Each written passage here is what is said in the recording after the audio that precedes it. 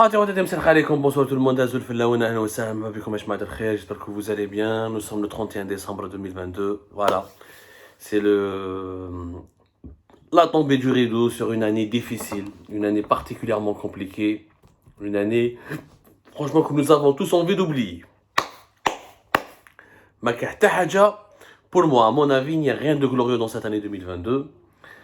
Nous avions commencé la dernière fois le classement des 10 personnalités algériennes, les pires personnalités algériennes de l'année 2022. Nous avions expliqué pourquoi nous avons fait cette sélection. Nous avions expliqué pourquoi nous avons fait ce top 10. Nous avions expliqué comment et pourquoi nous avons établi ce classement, selon quels critères, et nous avons expliqué notre démarche. Notre démarche était de d'épingler les personnalités à cause desquelles, dans les bêtises, les dérives et la mauvaise gouvernance avérée, a apporté énormément de préjudice à notre pays. Elle a aggravé le malheur et la détresse de nos compatriotes.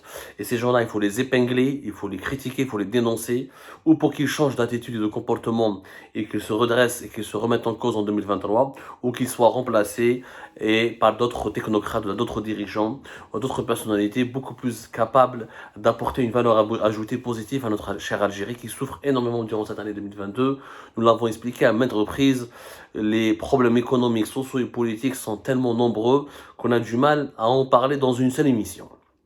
Parmi les pires, la dernière fois, elle a le top 3 des pires personnalités, elle a Balmadi, Abdelmajid Tebboune, le PDG de Toufik Hakkar. Le reste des 10 personnalités négatives, qui ont impacté en tout cas négativement, les personnalités qui ont provoqué, qui ont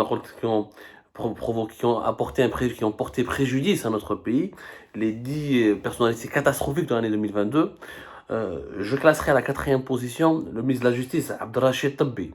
Abdelrachid Tebbi, magistrat, juge, connu pour son calme, son sang-froid. Beaucoup de gens nous ont dit du bien de lui, il est bien éduqué, il est bien élevé, que c'est quelqu'un d'intègre, qui n'a pas volé, en tout cas il n'est pas impliqué dans des grosses opérations de corruption, il n'est pas aussi corrompu, en tout cas pas corrompu comme les autres qui l'ont précédé, etc. Et qu'il est humain, et à la fin, Makenouelou.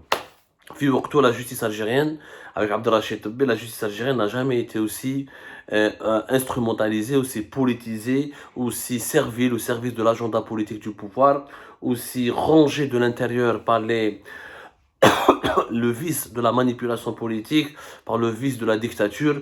La justice algérienne qui a tué des gens en 2022, Hakim Debbazi Mskin, il est maître Felhabs, avril 2022, Rachid Nekez qui est dans les prisons algériennes, il souffre le martyre, il risque de mourir lui aussi, il a perdu l'usage de ses oreilles, il souffre la situation déplorable des prisonniers algériens, les prisonniers politiques, les procès expéditifs, les condamnations à mort dont ont fait l'objet plusieurs opposants qui m'ont comme Abdou Samman, journaliste qui est condamné à mort depuis le 17-18 octobre 2022, les verdicts hallucinants, l'affaire Jamel Ben Smaï, le procès qui a été expéditif, bâclé, et on n'a jamais compris, donc on a fini par ne jamais savoir la vérité sur ce drame qui a plongé l'Algérie dans un désarroi sans précédent en août 2021. La justice toujours au service de l'arbitraire et du téléphone. Dis-moi qui t'appelle, je te dirai quel sera le verdict. Dis-moi qui a appelé ton juge, qui a appelé le juge de ton procès ou de ton affaire, je te dirai quel sera ton verdict. Voilà comment fonctionne la justice algérienne. Ça a été une année terrible, une année sinistre pour la justice algérienne. La justice algérienne qui s'illustre encore une fois par son manque de professionnalisme, par son manque de droiture. Une justice qui a été invalidée, dénoncée sur la scène internationale, rejetée, déboutée dans plusieurs dossiers de justice internationaux, des dossiers internationaux de coopération judiciaire comme l'affaire Amir DZ, où la France a refusé de le livrer parce que la justice algérienne a donné, l'a soumis à une procédure judiciaire bâclée, défaillante et qui ne respecte pas les normes minimalistes de protection des droits de l'homme. Donc la justice en 2022 a été l'un des points noirs de cette année, l'un des événements les plus sinistres, l'un des dossiers les plus chaotiques. Ce sera une tache noire dans l'histoire de l'Algérie, la justice algérienne dans cette année 2022.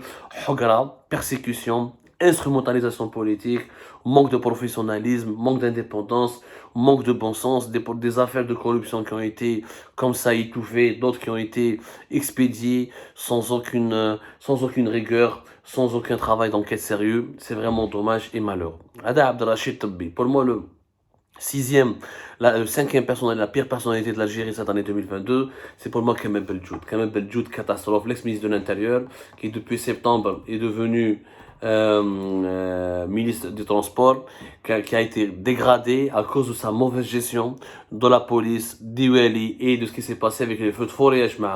Les feux de forêt dont les pompiers relèvent directement, les forces de la protection civile relèvent directement de son autorité, de son ministère. Rappelez-vous, plus de 40 morts. Le bilan officiel s'est arrêté à 38 morts à la fin du mois d'août 2022, mais plusieurs sources nous affirment, plusieurs sources oculaires, notamment Ouchraf Tarf, Ouchraf Souk Haras, on a frôlé la tragédie de ce qui s'est passé en 2021.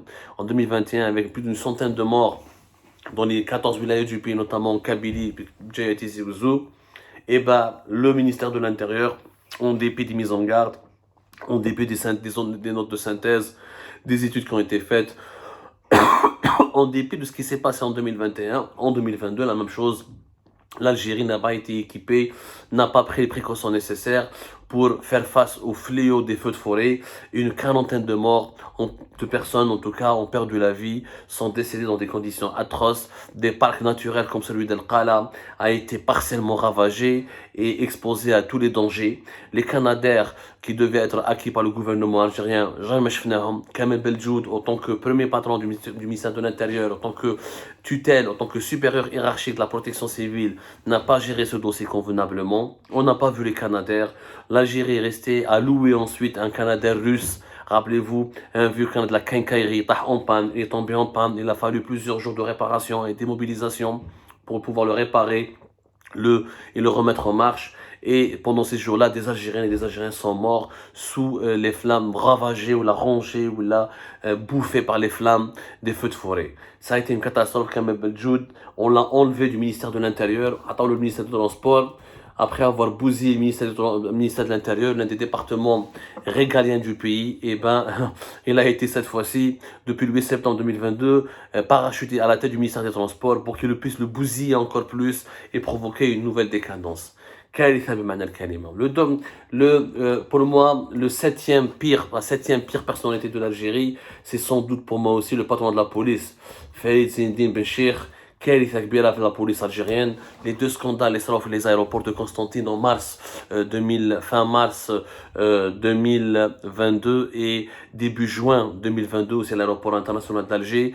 Des simples haragas ont pu déjouer tous les dispositifs de sécurité, ont pu pénétrer le plus normalement possible de façon clandestine à l'intérieur des avions d'Air Algérie pour tenter une harga vers l'Europe. À Constantine, le jeune homme, c'est un adolescent, يا جماعة يلقى روحو à Paris Charles de Gaulle.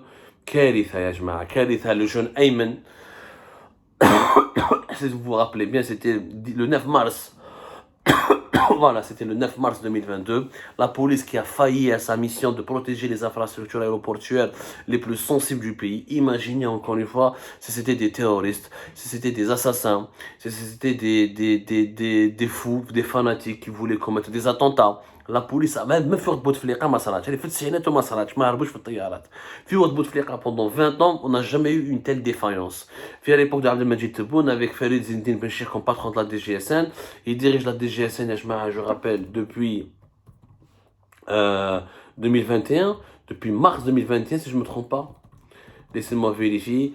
Que des bourdes, la répression, les enquêtes depuis mi-mars 2021, il est à la tête de la police algérienne, que des mauvaises nominations, que du copinage, que du népotisme, des violences policières contre les hirak excessifs et injustifiés, les violences policières contre les familles des opposants et les activistes politiques, des scènes de torture qui ont été rapportées à maintes reprises par plusieurs activistes qui ont été arrêtés, la faillite sécuritaire au niveau des aéroports de Constantine et d'Alger, énormément de scandales ont éclaté au sein de la police algérienne, le malaise des policiers, la hogra qui règne au sein de la police, l'absence d'un syndicat au sein de la police algérienne. Les policiers algériens n'ont pas de syndicat, personne ne peut les défendre. défendre, ils n'ont pas le droit d'être défendus par un syndicat. Alors, le Khalid Eddin Ben Cheikh a reproduit la même gestion autoritaire que celle de Abdelghani El-Hamel, mais avec beaucoup moins d'efficacité et beaucoup moins de rigueur. Parce qu'à l'époque de Abdelghani El-Hamel, au moins il y avait d'efficacité, il y avait de la rigueur, et la police algérienne était plus ou moins moralisée, et était en tout cas beaucoup plus efficace que celle d'aujourd'hui. La preuve, à l'époque de El-Hamel, il n'y avait pas de haragas qui ont pu tromper la vigilance de plusieurs centaines de policiers dans les aéroports d'Alger et de Constantine pour pénétrer aussi facilement dans les avions d'Air Algérie, ce qui constitue une grave menace pour la sécurité nationale. Encore une fois, alhamdoulilah, c'était que des haragas et pas des terroristes, sinon on aurait eu un massacre et un carnage. Voilà, c'était une partie de ces 10 personnalités. On s'arrête à la position au 7e rang. Et on laissera la dernière partie, les 3 dernières pires personnalités de l'année 2022 dans une prochaine émission que nous allons diffuser ce soir encore pour terminer cette année 2022. Et en espérant que ces personnalités toxiques, incompétentes, de mauvaise foi, incapables, qui j'espère qu'elles seront remplacées, changées, ou là j'espère qu'elles pourront se remettre en cause et faire un travail sur elles-mêmes pour un sursaut d'honneur et pour arrêter, au moins s'ils n'apportent pas du bien au pays, au moins elles cessent de faire du mal à l'Algérie.